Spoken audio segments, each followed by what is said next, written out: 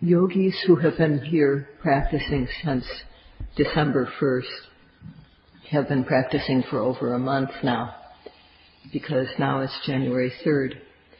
And Sayadaw believes that these yogis have understood the method, know the method, and are gaining knowledge as much as they can. And Sayadaw has been describing how to apply the practice in terms of both theory and practice, how to aim accurately, and so on. And the yogis have the help of the meditation teachers who are giving the interviews. So the yogis have good karma, he says, and when one has a good mind and good karma, then Sayadaw has a responsibility to help as much as possible the yogis. So today, what Sayadaw wants to discuss is how the whole body is a field of observation within which objects arise. In our bodies, there is Nama and Rupa, mental and physical phenomena. And all the various actions that we do contain this pair of Nama and Rupa.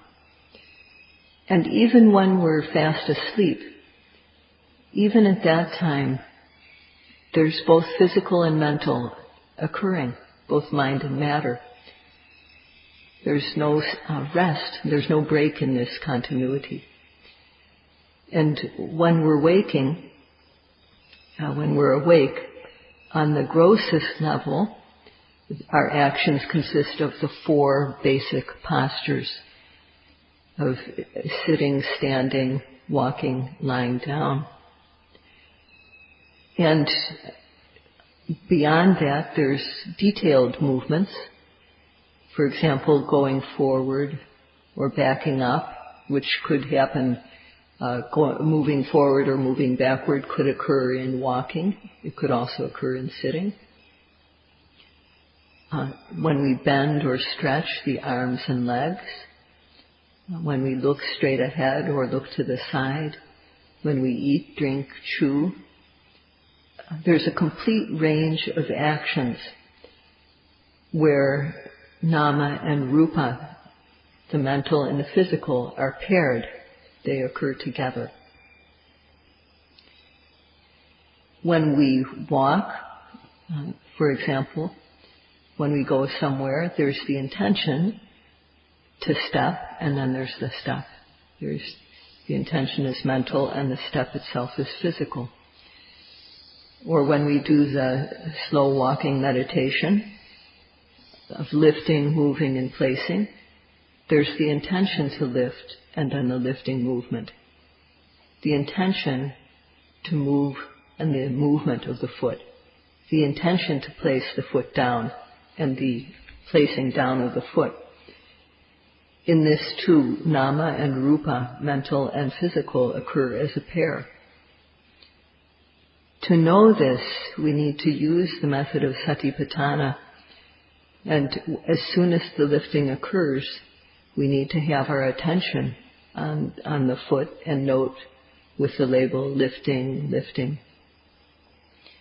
And when we come to a stop and stand also, there's the intention to stand and standing, and the body becomes, primarily we feel stiffness and tension at that moment. This too, this standing posture is also Nama and Rupa. So to know this, we use the method of Satipatthana. Now sitting there's two things that we could label as sitting. One is the process of sitting down, where we go from standing to sitting. There's the intention to sit down, and then there's the sitting down process, stiffness, tension, heaviness. And then once we're in the sitting posture too, there's the intention to remain in that posture with the legs folded and the back upright. And we go from sitting to lying down on the bed. So at that time there's the intention to lie down, and then the body stretches out at full length. So this is how the mind and the body occur in the four main postures. So if we want to know what happens, if we want to know the mind and body at the moment of that these postures occur, we have to note at the very moment with the method of Satipatthana in order to know them.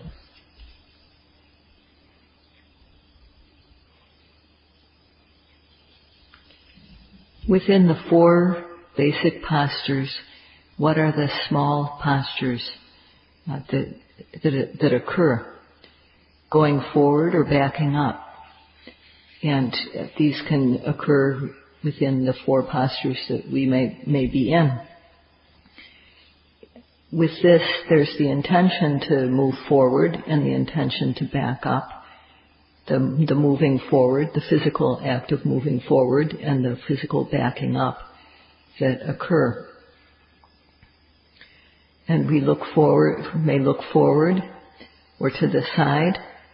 In this, there's the wanting to look, and then the body moves accordingly, according to or turning towards towards the place that there's a desire to look at, and so on. And then bending and stretching of the arms and legs. This can also occur in any of the four postures. Bending and stretching of a limb. As we lie down or as we sit, the legs become bent, and so on. And in these acts, there's the intention to bend the limb, and then there's a series of bending, physical events that occur in a series. And when there's stretching, there's first the intention to stretch, the desire to stretch the limb, and then a series of stretchings as the limb stretches out. So there's no break in this nama-rupa stream. And when we eat or drink or use the toilet or hold a cup, all these things involve the intention to do something and then an action. We look at the food, we see it, there's the reaching and touching, bringing. So for each of these actions, there's an intention to do them. When eating, due to the desire to eat, there are many, many movements that occur in the process of getting the food and taking it, bringing it to our mouth, putting it in the mouth, and so on. In all of these, there's the mental and the physical occurring in a pair. And when we perform the acts of urinating or defecating, also, these need to be observed from the very beginning, the very initial desire to urinate or desire to defecate. One needs to observe the process from the start to the very finish. And also, there's speaking. When we can't avoid speaking, when there's a situation where we have to speak, there's the intention to speak, and then the physical act of speaking that we should be aware of. And remaining silent also, we should, at that time, note the most obvious object. Before we fall asleep also, we should be observing. And on waking up, we should observe from the very moment of waking. These are all the detailed movements that involve both. These are many of the detailed movements that involve mind and body. Opening one's eyes, closing one's eyes, blinking. If we keep our eyes open and stare at something, what happens? Well, the lids, if we keep the eyes open, the lids, which have moisture, the eyelids have moisture on them, and that moisture doesn't lubricate the eye. So then, keeping the eyes open and staring, the eye becomes dry, and then it becomes tight, and then it doesn't feel very good. And due to that bad feeling, we want to close the eye, we want to blink. And then we blink and get relief. So in this, all this involves a series of mental and physical events. All these are to be noted. These are the things which we need to observe. These are the field of observation. And in this we see the details which arise. If we don't have sati, if we're not observing, then at minimum the 4 unwholesome mind states of ignorance, lack of shame, lack of moral fear, and scatteredness of mind, udicca, occur. And then when we encounter something that we like, there will be greed, lobha. If we encounter something dislikable, in addition to those 4, there will be dosa. So for people who don't use the practice of satipatthana, their existence is just like a field for kilesas to grow. Their mind and body is a land where kilesas can grow. It's as though we have a plot of land and we don't cultivate it at all. So what will happen then? It will just be a place where weeds grow, it'll become a tangle, and within that, a tangled plot of land can harbor dangerous pests. On the other hand, if we cultivate our plot of land so that we can grow useful things and beautiful things, then we get the use of the plants that we grow there. And our life is similar. Our mind and body, our nama rupa, is similar to that. If we cultivate it, that is, if we plant kusala, if we develop kusala through observing our mind and body, then the mind and body, nama and rupa, become vipassana bhumi, the field where vipassana knowledge can grow. If we don't observe our mind and body, the nama rupa, when they occur, they become kilesa bhumi, the field of kilesas. If we observe, on the other hand, nama and rupa, becomes the field of vipassana knowledge, vipassana bhumi. So we should think of our mind-body experience as being like our own plot of land, which we can cultivate and get use of through doing the practice. In one's body, up until the moment of death, we are alive. There's life, and in all the postures that we may be in, the 4 postures or the small postures that we may be in all this time, nama and rupa, mental and physical phenomena, are arising and passing away very, very quickly.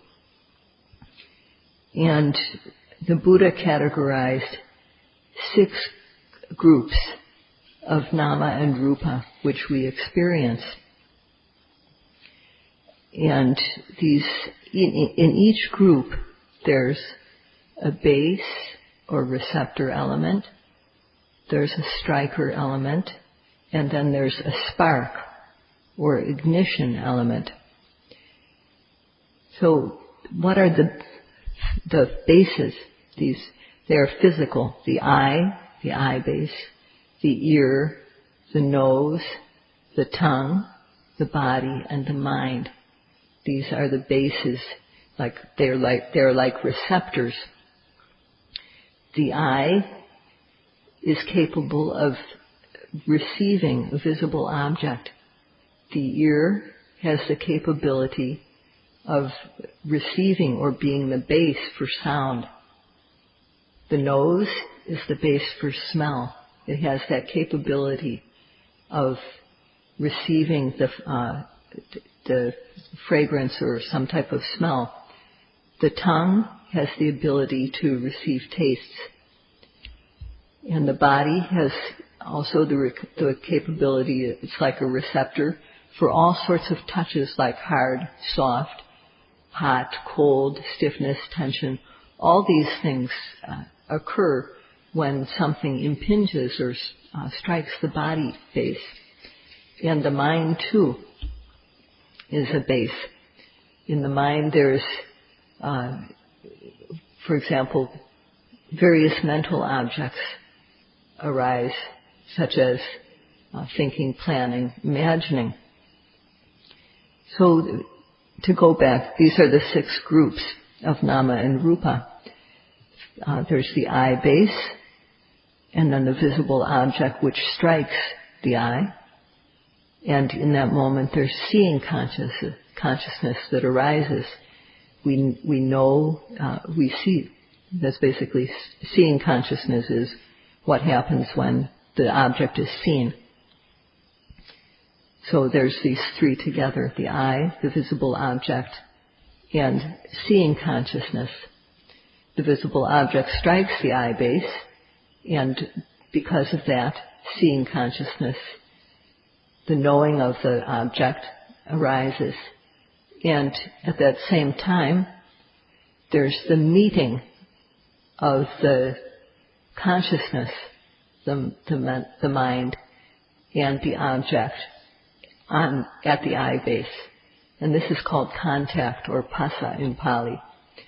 And the contact may be good, in which case there's a pleasant feeling, or it may be bad, in which case there's an unpleasant feeling, or it could be neutral, in which sort of in between the two.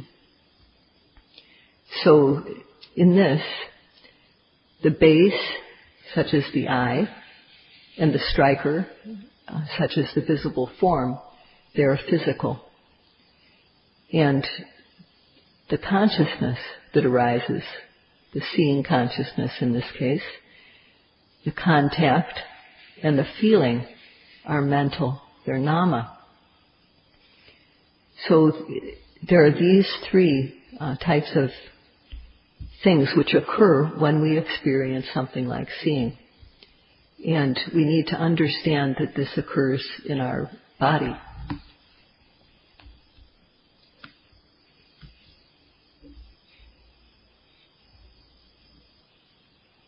When we want to start a fire, there's a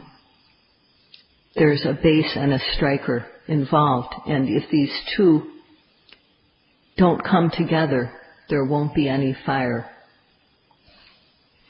Sayadaw gave the example of what happens when we try to start a fire using a magnifying glass and sunlight and a piece of paper.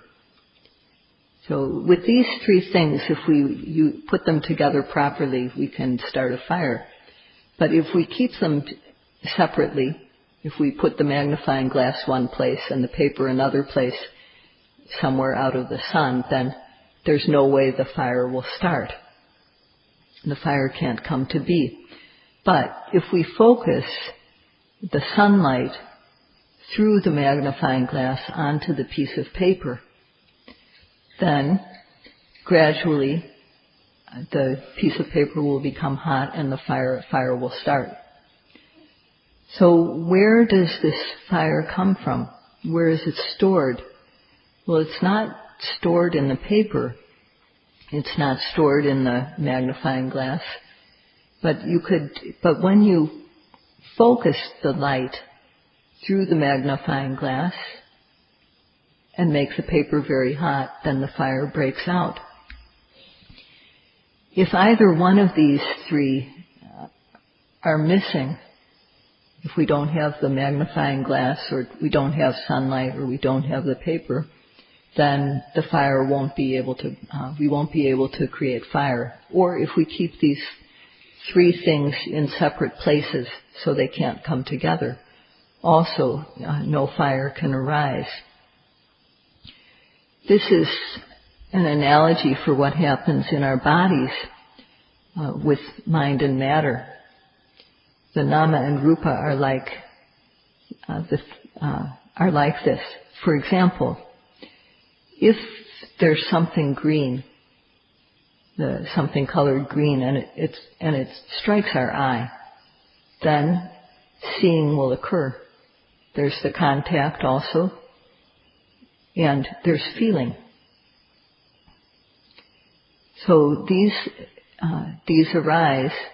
This is like the base being the eye, the green color is the striker, and then the consciousness is like the spark that involves both seeing and then contact and feeling. So to know these elements, when they happen, we have to know the elements that are involved in the moment of seeing. We have to observe them at the very moment that seeing happens.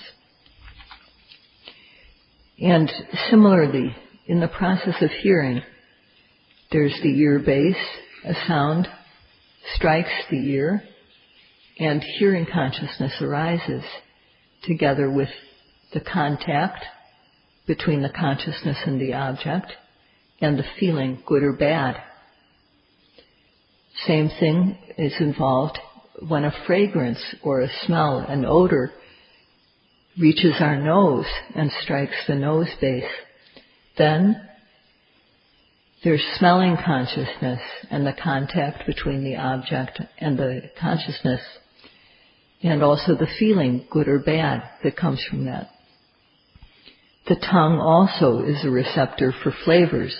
There are 6 flavors: sweet, sour, hot, bitter, salty, and bland. And when a flavor touches the tongue, then there's the knowing of the taste. There's contact and there's a feeling, good or bad. And also the whole body, all over the body, except for the places that are dry, like the nails and the hair, teeth. All parts where there's any type of moisture are capable of feeling. And so when something hard or soft, something warm, cold, stiff, and so on, touches the body base at any place, then there's the knowing of that touch together with contact and feeling.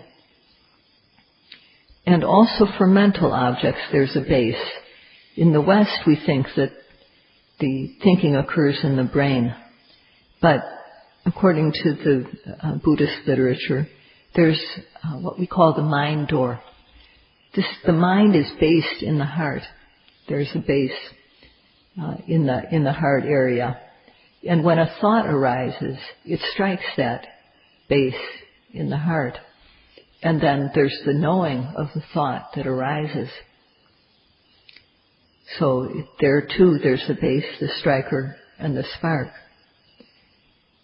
To know these elements that occur in everything that we experience, we have to note every seeing, hearing, tasting, touching, smelling, thinking, when it happens, with effort, aiming, with steadfast mindfulness. So it's said that the yogis should note every arising at the very moment. This is like a saying that yogis have to apply. Note every single arising at the very moment of arising. Note every seeing at the very moment of seeing. Note every hearing at the very moment of hearing. Note every smelling, tasting, touching, every rising At the very moment it happens, every falling at the very moment, every lifting, moving, placing. These last ones are all forms of touching, rising, falling, lifting, moving, placing, bending and stretching. Those all involve touch. So one has to make effort to observe every time. One has to apply effort, accurate aiming, with concentrated, concerted effort. If not, then the nama and rupa which really occur, one won't see them as that. One won't see nama and rupa as it is. In the moment of seeing, one will think, I'm seeing.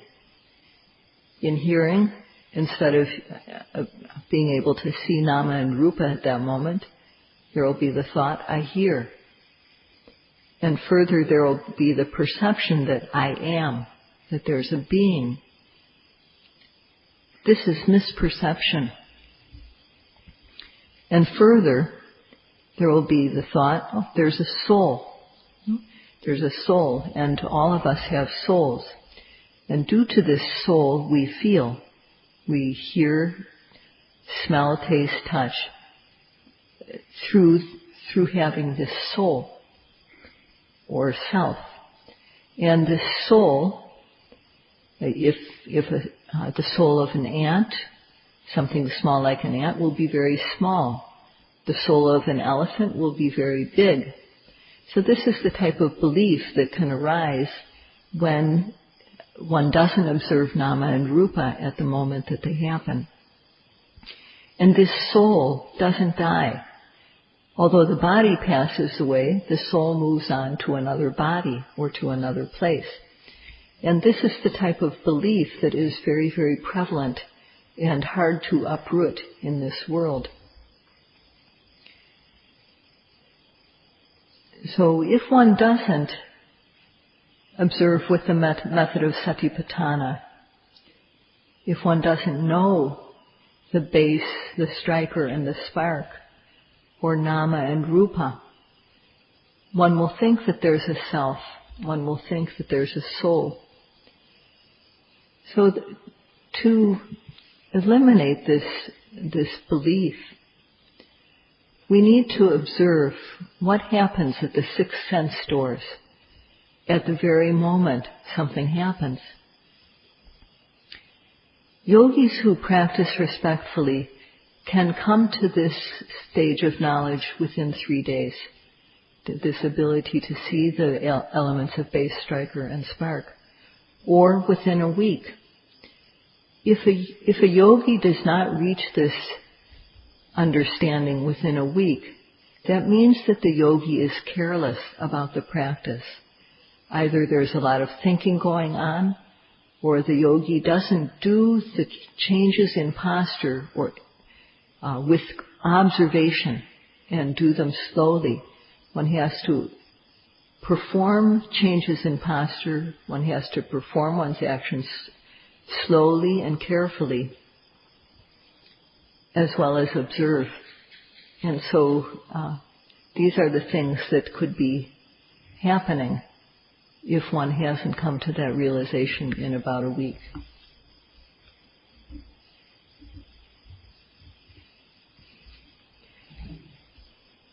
The Buddha had a term for all these elements of the base, the striker, the spark, that is the base element, receptor element, the striker element, the ignition element, rupa and nama, the physical and the mental.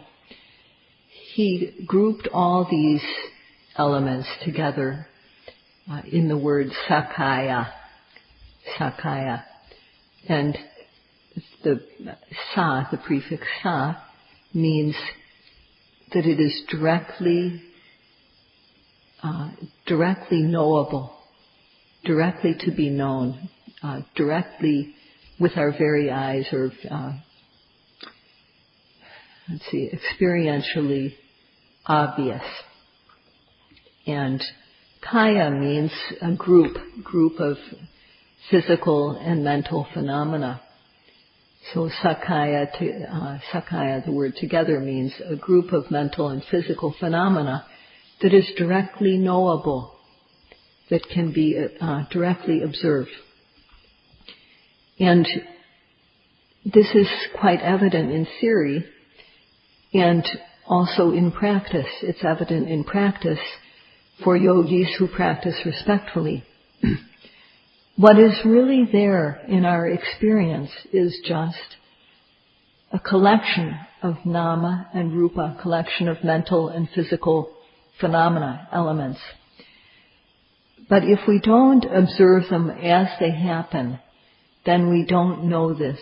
And the belief that there is a self or a soul enters into our mind. This type of belief is called deiti, which means view. And what does it occur in relation to?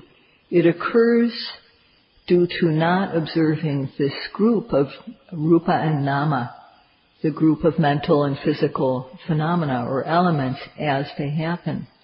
And therefore it's called Sakaya deiti, this wrong view about the self. So the really existing, presently occurring nama and rupa is called Sakaya. And the view that this is a self is called Sakaya deiti. Is the view that the really existing nama and rupa is a being, is a self, is a soul, is Sakaya deiti. So where does this false view of self occur? It occurs in those who are completely outside of the practice of satipatthana, or in those who don't know the practice of satipatthana, in those who know it but don't practice, and in those who don't practice fully. But for those who know the practice of satipatthana, believe in it, and practice ardently, then they see the difference between nama and rupa within just a few days. And seeing this, the false view of self, Sakaya deiti, is reduced. It's not completely overcome at this point, but it's been seriously weakened. And it only becomes uprooted when one realizes Sotapannahood, the first stage of enlightenment. At that point, one won't ever see phenomena as a self, the phenomenon of one's experience. This practice, done correctly, brings one to the knowledge of nama, of being able to discern nama and rupa. So please work to reach this understanding. That's all for today. Sadhu, sadhu, sadhu, sadhu, sadhu, sadhu, sadhu, sadhu.